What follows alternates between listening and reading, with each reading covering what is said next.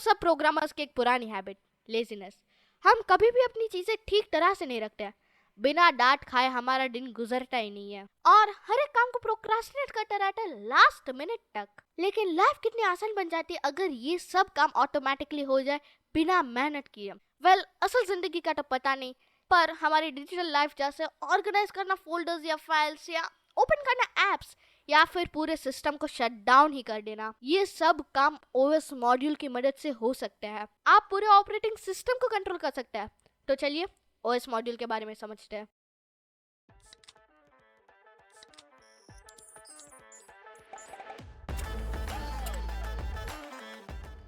सब कुछ करने से पहले मैं क्या करूँगा, इस प्रोजेक्ट से बाहर निकल जाऊँगा। यहाँ पे क्लोज प्रोजेक्ट और फिर यहाँ पे मैंने वापस वही खोल दिया, क्लोज प्रोजेक्ट और माय फर्स्ट प्रोजेक्ट। अभी मैं यहाँ पे एक नई फाइल बनाऊंगा, माय फर्स्ट प्रोजेक्ट न्यू, और फिर उसका नाम होगा दी ओएस मॉड्यूल। ठीक है, और यहाँ पे अभी मैं आपको ओएस का मतलब समझाता हूँ। देखो यहाँ पे तो ओएस मॉड्यूल का नाम है, लेकिन नॉर्मली ओएस का मतलब होता है ऑपरेटिंग सिस्टम। और ऑपरेटिंग सिस्टम क्या है? अभी ऑपरेटिंग सिस्टम यानी कि ये जो हम यूज कर रहे हैं विंडोज 11 जो कि मैं इस्तेमाल कर रहा हूँ, ये मेरा ऑपरेटिंग सिस्टम है। हो सकता है कि आप लिनक्स इस्तेमाल कर रहे हो तो फिर वो आपका ऑपरेटिंग सिस्टम हुआ। यहाँ पे जो विंडोज है वो एक ऑपरेटिंग सिस्टम है, जो लिनक्स है वो एक ऑपरेटिंग सिस्टम है, मैक ओएस वो एक ऑपरेटिंग सिस्टम है, एंड्रॉइड एक ऑपरेटिंग सिस्टम है। ऐसे जिस भी प्लेटफॉर्म में आप काम करते हैं, मैं विंडोज 11 इस्तेमाल कर रहा हूँ, हो सकता है कि आप विंडोज 10 इस्तेमाल कर रहे हैं, या हो सकता है कि आप विंडोज 7 को इस्तेमाल कर रहे हैं। जो भी विंडोज आप इस्तेमाल कर रहे हैं वो आपका ऑपरेटिंग सिस्टम हो गया। जो भी लिनक्स आप इस्तेमाल कर रहे हैं वो आपका ऑपरेटिंग सिस्टम हो जाएगा। जो भी मैक ओएस इस्तेमाल कर रहे हैं वो उनका ऑपरेटिंग सिस्टम हो जाएगा। ऐसे ही विंडोज 11 यहाँ पे ऑपरेटिंग सिस्टम है। ऑपरेटिंग सिस्टम जहाँ पे आप काम कर सकते हैं, यानी कि ये बस एक इंटरफेस है जहाँ पे आप काम कर सकते हैं, आप चीज़ों को मैनिपुलेट कर सकते हैं, जैसे आप फोल्डर्स और फाइल्स को बनाते हैं, बिल्कुल ऐसे ही। Now let's talk about a little bit of the OS module. पहले तो ओएस मॉड्यूल है तो फिर इंपोर्ट तो करना ही पड़ेगा। और जो पहली चीज़ जो मैं आपको सिखाने वाला हूँ वो है get the current working directory. Okay, directory. अभी वर्किंग डायरेक्टरी मतलब क्या? देखो मैं यहाँ पे अभी काम कर रहा हूँ माय फर्स्ट प्रोजेक्ट के अंदर, यानी कि ये मेरी वर्किंग डायरेक्टरी हो गई। हो सकता है कि आप किसी और फोल्डर के अंदर काम कर रहे हो, वो आपकी वर्किंग डायरेक्टरी हो जाएगी। ठीक है, सो यहाँ पे अगर मुझे वर्किंग डायरेक्टरी ढूंढनी है तो फिर मैं लिख सकता हूँ यहाँ पे os.getcwd। ठीक है, अभी ये क्या करेगा, ये हमें वर्किंग डायरेक्टरी का पाथ दे देगा। अगर मैं इसे राइट क्लिक करके रन करता हूँ तो फिर यहाँ देखो, यहाँ पे मुझे पूरा लोकेशन मिल चुका है। ठीक है, तो यहाँ से आप डायरेक्टरी को ढूंढ सकते हैं। ओके, यहाँ तक क्लियर हो गया होगा।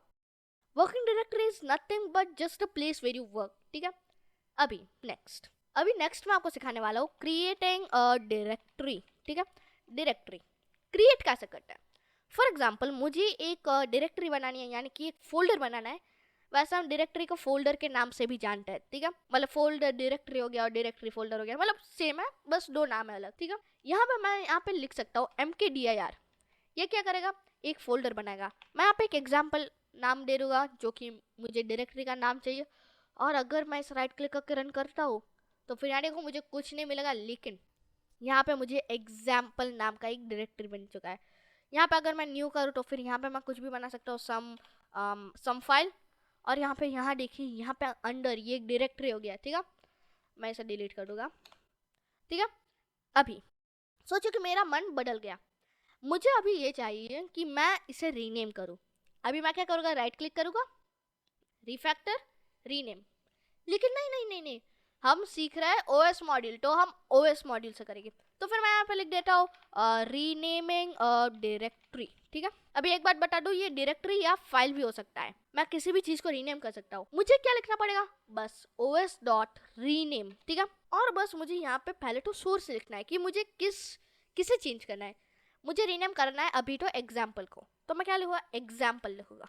ठीक है, और मुझे किस में रीनेम करना है, फॉर एग्जाम्पल मुझे रीनेम करना है टेस्ट में। अभी अगर मैं इसे रन करता हूँ तो फिर यहाँ देखना, यहाँ पे ये बदल चुका है। अभी मेरा अगर मन वापस बदल गया, मैं चाहता हूँ कि मुझे ये चाहिए ही नहीं, मैं इसे डिलीट करना चाहता हूँ, मैं क्या करूँगा, राइट क्लिक और यहाँ पे रिफैक्टर के अंदर शायद नहीं होगा, यहाँ पे डिलीट, यहाँ देखो डिलीट ऑप्शन है। नहीं, वापस ना, गलत बात कर दी। हम ओएस सीख रहे हैं तो ओएस से क्यों ना करें। मैं यहाँ पे लिख सकता हूँ रिमूविंग अ डायरेक्टरी। कैसे? देखो, हमने ये 3 फंक्शन सीखे, लेकिन मैं रिमूव कर सकता हूँ os.rmdir से। ठीक है, ये क्या लेगा? फाइल का नेम, मतलब फोल्डर नेम। ये सिर्फ और सिर्फ फोल्डर्स के साथ काम करता है। यहाँ देखो, ये फाइल के साथ काम कर सकता है, लेकिन ये सारी चीजें फाइल के साथ काम नहीं करती, ये सिर्फ डायरेक्टरीज के साथ काम करती है। यहाँ पे देखो dir लिखा है, यानी कि डायरेक्टरी। ठीक है, अभी अगर मैं इसे राइट क्लिक करके रन करता हूँ तो फिर यहाँ पे ये निकल जाना चाहिए। देखो यहाँ पे निकल गया। ठीक है, बढ़िया। ना फॉर एग्जाम्पल मैं चाहता हूँ कि मैं अपने इस फोल्डर के अंदर, ये जो मेरा वर्किंग डायरेक्टरी है, इसके अंदर जो भी फाइल्स है मैं इन सबको लिस्ट करना चाहता हूँ। मैं वो कैसे कर सकता हूँ? मैं लिख दूंगा लिस्टिंग डायरेक्टरी कंटेंट्स। ठीक है, अभी अगर मैं यहाँ पे os.listdir लिखता हूँ और अगर मैं इसे राइट क्लिक करके रन करता हूँ तो फिर इसने मुझे कुछ कहा नहीं। ओके, रिटर्न कर रहा है। मुझे यहाँ पे प्रिंट करना पड़ेगा, प्रिंट और ऐसे क्लोज और यहाँ पे डिलीट। ठीक है, अभी अगर मैं इसे रन करता हूँ तो फिर ये मुझे एक लिस्ट दे देगा। मैं इसे राइट क्लिक करके सॉफ्ट रैप कर देता हूँ तो फिर यहाँ देखो इसने मुझे .idea फाइल दे दी। ठीक है, लेकिन अभी मैं एक छोटा सा काम करना चाहता हूँ। मैं क्या चाहता हूँ? मैं चाहता हूँ कि ये सारी चीज़ें लाइन बाय लाइन आए। तो उसके लिए कोड क्या होगा? अब मुझे गेस करके बताइए। इस वीडियो को पॉज कीजिए और सोचिए कि इसका आंसर क्या हो सकता है। Let's reveal the answer. Simple answer है, फॉर आइटम इन os.listdir और यहाँ पे मुझे बस लिखना है प्रिंट आइटम। ठीक है, सिंपल कोड है भाई। यहाँ देखो, इसने मुझे पूरा मतलब class 1 comments, class 10 if else, class 11 और उसके बाद क्लास 2 वेरिएबल्स, उसके बाद क्लास 6, क्लास 9, जेसन फाइल्स, आउटपुट.json, ये सारी चीज़ें। ठीक है, और मैं ऊपर एक कन्वीनियंस के लिए प्रिंट स्टेटमेंट लगा दूंगा जो कि होगा। अभी फॉर एग्जांपल मुझे ये चाहिए कि यहाँ पे जो भी चीज़ है, यहाँ पे फॉर एग्जांपल .idea नाम का फोल्डर है, मैं ये चाहता हूँ कि ये इसे रीड करे, उसके अंदर जो भी फोल्डर है उसके अंदर भी जाए और उसके अंदर के फोल्डर के अंदर उसके अंदर के फोल्डर के अंदर भी जाए। ठीक है, तो मैं ऐसा चाहता हूँ कि ये एक के बाद जो भी फोल्डर्स हैं इन सबको ओपन करे। कैसे? उसके लिए भी हमारे पास ओएस में फंक्शन होता है। मैं इसे कमेंट आउट कर दूंगा। ठीक है, और मैं यहाँ पे एक कमेंट लगा दूंगा, वॉकिंग थ्रू डायरेक्टरीज। कैसे कर सकते हैं? हमारे पास एक फंक्शन होता है ओएस के अंदर जो कि होगा वॉक। ठीक है, यहाँ पे मुझे बस अपना फोल्डर पार्ट देना है जो कि मैं लेके आऊंगा ये। ठीक है, सो यहाँ पे मैं ये लेके आया हूँ और यहाँ पे एक चीज़ ज़रूरी है, यहाँ पे हमें डबल बैक स्लैश लगाना पड़ेगा। सो मैं सब जगह डबल बैक स्लैश लगा देता हूँ। ठीक है, ये हो गया। लेकिन एक प्रॉब्लम है, मैं अगर प्रिंट करता हूँ इसे, मैं इसे यहाँ से कॉपी कर देता हूँ Ctrl+X और यहाँ पे Ctrl+V। ठीक है, अभी अगर मैं इसे रन करता हूँ तो फिर ये मुझे जनरेटर ऑब्जेक्ट देगा। ठीक है, लेकिन मैं ये चाहता हूँ कि ये मुझे कहे कौन सा रूट है, यानी कि कौन से फोल्डर के अंदर कितने फाइल्स है, क्या डायरेक्टरीज है, ये सारी चीज़ें कहे। मैं यहाँ पे एक लूप लगा सकता हूँ, एक second, for root comma dirs comma files in, और यहाँ पे ये, और यहाँ पे अगर मैं प्रिंट करूँ एक f स्ट्रिंग, मैं लिख देता हूँ। सो ये हो चुका है। यहाँ पे पहले तो ये मुझे रूट प्रिंट करेगा, यानी कि कौन से फोल्डर के अंदर ये झाँक रहा है, और उसके बाद ये मुझे सारी डायरेक्टरीज कहेगा, यानी कि कौन कौन से फोल्डर्स के अंदर, और ये उसके बाद मुझे फाइल्स कहेगा। ठीक है, अगर मैं इसे रन करता हूँ राइट क्लिक करके तो फिर यहाँ देखो इसने मुझे जनरेटर ऑब्जेक्ट भी दिया और उसके साथ इसने मुझे रूट दिया कि यहाँ पे मैं अभी झाँक रहा हूँ, और उसके बाद यहाँ पे मुझे ये डायरेक्टरीज मिले, यानी कि ये फोल्डर्स मिले, और यहाँ पे मुझे ये फाइल्स मिला है। अभी .idea जो है ये उसके अंदर झाँक रहा है। ठीक है, .idea के अंदर मैं झाँक रहा हूँ और उसके बाद उसके अंदर इंस्पेक्शन प्रोफाइल्स नाम का एक फोल्डर है और उसके अंदर ये सारी फाइल्स है, और नीचे ये इंस्पेक्शन प्रोफाइल्स के अंदर झाँक रहा है, वहाँ पे इसे कोई डायरेक्टरीज नहीं मिली और वहाँ पे कुछ फाइल्स मिली, और उसके बाद इसने प्रोग्राम को ख़त्म कर दिया क्योंकि इसके अंदर कोई फाइल्स ही नहीं थी, मतलब फोल्डर्स ही नहीं थे। ठीक है, तो आपको जब एक स्पेसिफिक फोल्डर के अंदर सारे फोल्डर्स के अंदर झाँकना है, यानी कि कहाँ पे कोई फाइल है या नहीं, तो आप ऐसे इस्तेमाल कर सकते हैं। ठीक है, इसे मैं कमेंट आउट कर देता हूँ और यहाँ पे मैं एक मिनी प्रोजेक्ट बनाने वाला हूँ, मिनी प्रोजेक्ट। ठीक है, क्रिएट मल्टीपल फोल्डर्स ऑटोमेटिकली, मतलब फॉर एग्जाम्पल मैं यहाँ पे एक वेरिएबल बनाता हूँ जिसका नाम है नम फोल्डर्स, ठीक है, और फॉर एग्जाम्पल मैं इसकी वैल्यू दे देता हूँ 20, ठीक है। यहाँ पे गौर से सुनना, मैं एक इंपॉर्टेंट चीज बता रहा हूँ, ठीक है, ये आपको रियल लाइफ में बहुत काम आ सकता है, ठीक है। यहाँ पे मैंने यहाँ पे एक नंबर दिया, ठीक है, मैं ये चाहता हूँ कि नंबर मतलब फोल्डर 1 से लेके फोल्डर 20 तक फोल्डर्स बनाता रहे। ये कैसे बनेगा, चलो उसका सोल्यूशन ढूंढ लेते हैं। पहले मैं टू डूज बनाऊंगा। टू डू यानी कि हमें क्या क्या करना है, ये प्रोजेक्ट बनाने में बहुत हेल्पफुल रहता है, ठीक है। तो फिर उसे कैसे बनाते हैं, हमें बस लिखना है टू डू कोलन और उसके बाद 1 डॉट और उसके बाद create a loop for create a loop for creating directories from 1 to the specified number, ठीक है। दूसरा टू डू क्या है, टू डू और उसके बाद 2 डॉट स्पेस। तो यहाँ पे मैंने 3 टू डूज बनाया। पहला ये है कि create a loop for creating directories from 1 to the specified number, और उसके बाद इनिशियलाइज द फोल्डर नेम, और उसके बाद try to create the directory. तो यहाँ पे ये 3 चीजें करेगा। मस्त प्लान है। पहले हमें एक लूप बनाना है, मैं यहाँ पे एक फॉर लूप लिख देता हूँ। और एक चीज मैं आपको बता दूं कि ये जो टू डूस है ये आपके प्रोजेक्ट में फैलाए हो सकता है कि ये एक नंबर एक लाइन नंबर 44 में हो तो दूसरा वो लाइन नंबर 1044, तो आप ढूंढते रहेंगे क्या? बिल्कुल नहीं। आपको इन टू डूस को ढूंढने के लिए कुछ नहीं करना है। आपने एक चीज नोटिस की, यहाँ पे ये येलो कलर में हाईलाइट हो रहा है, तो फिर ये कहीं ना कहीं सेव हो रहा है, मतलब हम इन्हें ढूंढ सकते हैं यहाँ से। आपको बस मोर टूल्स विंडो में जाना है और यहाँ पे टू डूस में जाना है।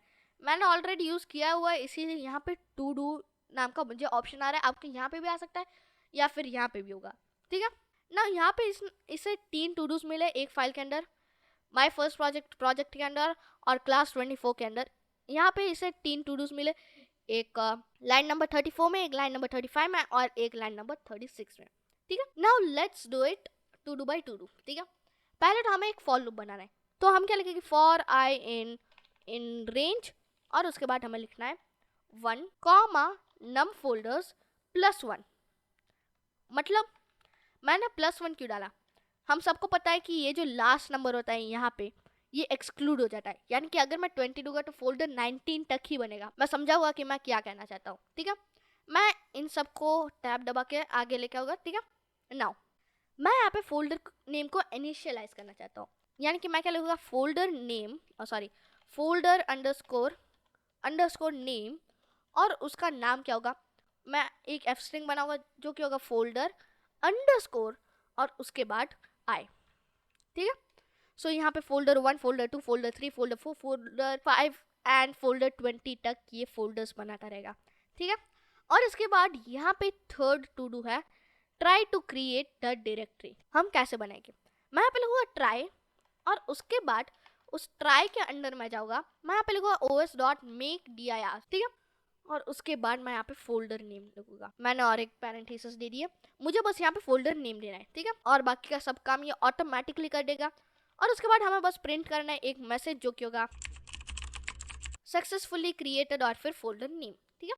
मैं एक एक्सेप्ट ब्लॉक भी डालूंगा, ये होगा हमारा फाइल एग्जिस्ट एरर के लिए। अभी यहाँ पे os.make_dir के साथ एक प्रॉब्लम है, अगर फोल्डर नहीं होगा तो ये क्रिएट करेगा, वहां पे कोई प्रॉब्लम नहीं है।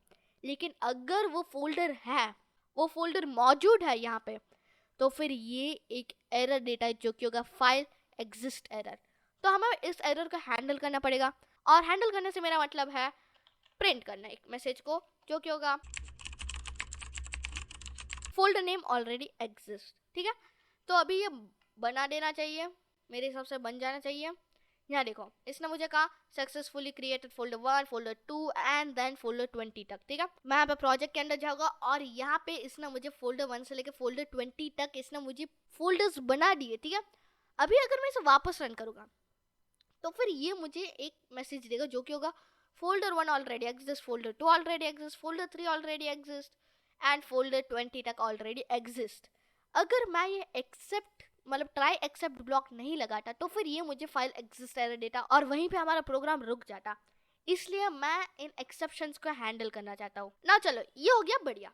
अभी मैं चाहता हूँ कि ये सारी चीजें किसी और डायरेक्टरी के अंदर बने, यानी कि ये तो मेरा मेन वर्किंग डायरेक्टरी हो गया, लेकिन मैं अपनी वर्किंग डायरेक्टरी चेंज करना चाहता हूँ। पहले ये सारे उड़ा दूंगा, ठीक है। और मैं यहाँ पे चाहता हूँ कि ये जो है वर्किंग डायरेक्टरी ये बदल जाए। वो मैं कैसे कर सकता हूँ? उसके लिए हमारे पास एक फंक्शन है OS मॉड्यूल के अंदर, जो कि होगा CHDIR। ये चेंज डायरेक्टरी करेगा। और फॉर एग्जांपल मैं इसे दे देता हूँ ये पाथ, और मुझे सब जगह ये बैकस्लैशेस भी लगाने पड़ेंगे। थैंक गॉड ये हो गया। इसमें बहुत मेहनत लगती है सच में। नाउ मैं आपको ये साबित कैसे करूँ कि ये चेंज हो गया है? वेल, आप सबको पता है कि मैंने स्टार्टिंग में बताया था, मैं इसे कमेंट आउट कर देता हूँ। मैंने आपको स्टार्टिंग में बताया था कि यहाँ पे हम वर्किंग डायरेक्टरी को ढूंढ सकते हैं। तो फिर मैं इसी कोड को कॉपी करूँगा और यहाँ पे मैं इसे पेस्ट कर दूंगा। और अभी अगर मैं राइट क्लिक करके रन करता हूँ तो फिर यहाँ देखना, इसने मुझे ये पार्ट दे दिया, ये एक अलग से पार्ट दे दिया। समझे आप? अभी मैं जो कुछ भी करूँगा, एक नई फाइल, एक नया फोल्डर बनाऊंगा या फिर डायरेक्टरी को लिस्ट करूँगा, तो फिर ये सारी चीजें इस फोल्डर के अंदर होगी। ठीक है, होप करता हूँ आपको समझ में आ गया। यहाँ पे कमेंट लगा देता हूँ। नाउ ये तो हो गई फोल्डर की बात है। नाउ मैं चाहता हूँ कि मैं अपने नोटपैड को कैसे लॉन्च करूँ। ऑपरेटिंग सिस्टम से तो ये भी होता है ना, मैं बस विंडो की दबाऊं और नोटपैड लिखो तो फिर नोटपैड आ जाएगा। मैं ये अपने कोड से भी कर सकता हूँ। कैसे? मैं यहाँ पे लिख सकता हूँ os.system। पहले मैं यहाँ पे एक कमेंट लगा दूंगा जो कि होगा लॉन्चिंग अ प्रोग्राम, और उसके बाद मैं लिखूंगा os.system। ठीक है, os.system, और उसके बाद notepad.exe। ठीक है, अभी अगर मैं इसे रन करूंगा, देखना क्या आएगा। वाला, यहाँ पे मेरा नोटपैड खुल चुका है। हुर्रे, मैंने सक्सेसफुली अपना नोटपैड खोल लिया। ठीक है, और मैं इससे कुछ और भी कर सकता हूँ। फॉर एग्जाम्पल मैं क्रोम को ओपन करना चाहता हूँ, तो वो मैं कैसे कर सकता हूँ? वेल, आप इसे डायरेक्टली नहीं लिख सकते ऐसे chrome.exe। आपको उसका फुल पार्ट देना होगा, क्योंकि नोटपैड तो ऑलरेडी विंडोज़ के साथ है, यानी कि वो विंडोज़ के फोल्डर के अंदर है। लेकिन यहाँ पे क्रोम तो किसी और फोल्डर के अंदर बना है ना, इसीलिए मुझे क्रोम का पूरा पार्ट देना पड़ेगा। उसके लिए मैं क्या लिखूंगा, R, और फिर ऐसे डबल कोट्स के अंदर सिंगल कोट्स दूंगा, और उसके अंदर मैं पूरा पार्ट लिख देता हूँ। और यहाँ पे एक चीज़ समझ लो कि यहाँ पे मैंने जो डबल कोट्स के अंदर सिंगल कोट्स लगाए थे वो गलत था। हमें सिंगल कोट्स के अंदर डबल कोट्स लगाने, ठीक है, ये ध्यान में रखना आप। और उसके बाद आपको बस रन कर देना है, एंड हुर्रे, हमारा क्रोम खुल चुका है। ठीक है, कितना अमेजिंग है ये। वेल, ये एक टर्मिनल की तरह भी काम करता है। फॉर एग्जाम्पल अगर मैं टर्मिनल खोलता हूँ, टर्मिनल खोल लिया, और अगर मैं यहाँ पे लिखता हूँ एको, और उसके बाद लेट्स से हेलो वर्ल्ड, ठीक है, और हेलो वर्ल्ड, और उसके बाद अगर मैं एंटर दबाता हूँ तो फिर ये बिल्कुल एक प्रिंट स्टेटमेंट की तरह काम करता है। इसने मुझे हेलो वर्ल्ड प्रिंट करके दिया है। मैं यहाँ पे कुछ भी लिख सकता हूँ हेलो वर्ल्ड की जगह, आप ट्राई करके देखना।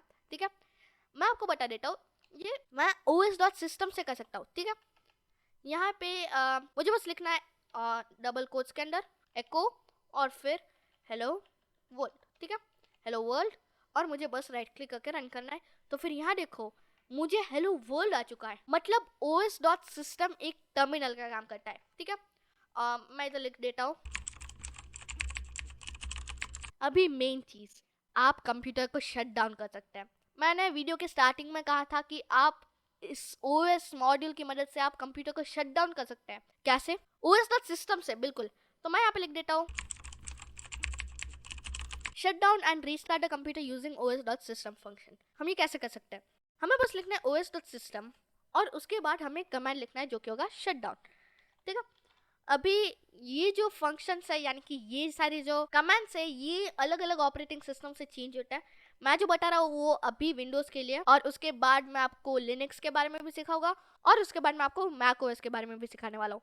अभी के लिए shut down the computer in Windows. ठीक है, अभी ये हम कैसे करते हैं? हमें बस लिखना है शट डाउन, और उसके बाद /s, और उसके बाद /t, और उसके बाद 0। ये कमांड अगर आप टर्मिनल में लिखते तो भी ये सेम काम करेगा, और os.system फंक्शन के अंदर भी ये सेम काम करेगा। इसका मतलब क्या हुआ? इसका मतलब ये है कि शट डाउन और फिर shut down time is equal to 0। ठीक है, अभी मैं इसे टाइम भी दे सकता हूँ। कैसे? मैं इधर 30 सेकेंड्स का डिले दे सकता हूँ, लेकिन अभी मैं ये रन करके नहीं दिखाने वाला हूँ। आप इसे रन करके टेस्ट कर सकते हैं, वरना तो मेरी रिकॉर्डिंग उड़ जाएगी। ठीक है, तो फिर मैं इसे अभी यूज़ नहीं करने वाला। यहाँ पे ये 0-1 सेकंड के अंदर, यानी कि ये आप इस प्रोग्राम को रन करेंगे तब भी ये शट डाउन हो जाएगा, और ये प्रोग्राम रन करने के 30 सेकंड के बाद शट डाउन होगा। ठीक है, ना ये तो हो गई शट डाउन की बात। हम करने वाले रीस्टार्ट, तो फिर मैं यहाँ पे लिख देता हूँ restart the computer in Windows. ठीक है, ये कैसे करते हैं? वेल ये बस सेम काम है, बस आपको यहाँ पे इसे प्रिंट करना है और मैं इन्हें कमेंट आउट कर दूंगा, और बस जहाँ पे हमने मतलब /s दिया है वहाँ पे हमें r लिखना है, और यहाँ पे मैं 1 सेकेंड का डिले देने वाला हूँ। ये तो हो गया विंडोज में कैसे कंप्यूटर को शट डाउन और रीस्टार्ट करते हैं। हम अभी बात करने वाले हैं shut down the computer in Linux. Well ये कैसे करते हैं? ये भी एक सिंपल सा बस कमांड है जो कि है शट डाउन और फिर -r और -r ने -h और उसके बाद नाउ। बस आपको बस इससे रन कर देना है, तो फिर ये प्रोग्राम के रन होते ही शट डाउन हो जाएगा। लेकिन अगर मैं टाइम डिले देना चाहता हूँ तो फिर मैं यहाँ पे लिख सकता हूँ -P और उसके बाद +30। बस ये 30 सेकेंड्स के बाद रन होगा। ठीक है, तो ये तो हो गई शट डाउन की बात। हम बात कर लेते हैं रीस्टार्टिंग की। रीस्टार्ट कैसे करते हैं कंप्यूटर को? अभी लिनक्स में आप कंप्यूटर को कैसे रीस्टार्ट कर सकते हैं? सिंपल है, वही कमांड, बस फर्क ये है कि बस आपको यहाँ पे शट डाउन -r और उसके बाद नाउ लिखना है, तो फिर ये अभी रीस्टार्ट होगा, यानी कि शट डाउन होने के बाद ये वापस रीस्टार्ट होगा। ठीक है, चलो 2 चीजें हो गए। अभी आता है हमारा मैक ओएस, तो मैं यहाँ पे लिख देता हूँ और पहले ये एक्स्ट्रा स्पेस निकाल देता हूँ और अभी लिखता हूँ shut down the computer in Mac OS. ये कैसे करते हैं? मैक ओएस में थोड़ा सा डिफरेंट है। कैसे? हमें बस लिखना है os.system और उसके बाद हमें लिखना है sudo। ठीक है, और उसके बाद शट डाउन और उसके बाद -h now। ठीक है, तो ये अभी के अभी आपके कंप्यूटर को शट डाउन कर देगा। अभी शट डाउन की बात किया तो फिर रीस्टार्टिंग की भी बात कर लेते हैं। रीस्टार्ट कैसे करते हैं? बस सेम, ऑलमोस्ट सिमिलर है। आपको बस लिखना है sudo शट डाउन। ठीक है, शट डाउन और उसके बाद -r now। ठीक है, तो फिर ये अभी के अभी आपके प्रोग्राम को शट डाउन कर देगा, मतलब रीस्टार्ट कर देगा आपके कंप्यूटर को। ठीक है, प्रोग्राम को नहीं, कंप्यूटर को। ठीक है, सो यहाँ पे शट डाउन की लिस्ट खत्म होती है। यहाँ पे मैंने एक पाइथन डॉक्यूमेंटेशन की एक लिंक है ओएस मॉड्यूल की। यहाँ पे बहुत सारी चीज़ें, यानी कि बस इतने फंक्शंस नहीं है जितने मैं आपको सिखा रहा हूँ। फंक्शंस तो बहुत सारे, और खासकर ओएस मॉड्यूल में तो बहुत सारे। यहाँ पे आप देख सकते हैं कि यहाँ पे बहुत सारे फंक्शंस हैं। यहाँ देखो os.system भी है, और इसकी लिंक मैं डिस्क्रिप्शन में दे दूंगा। सो ये थी आज की क्लास आपको ओएस मॉड्यूल के बारे में सिखाने के लिए। उम्मीद करता हूँ कि आपको ये सब पसंद आया होगा। ठीक है, और सो आज के लिए सिर्फ इतना ही, एंड थैंक्स फॉर वॉचिंग।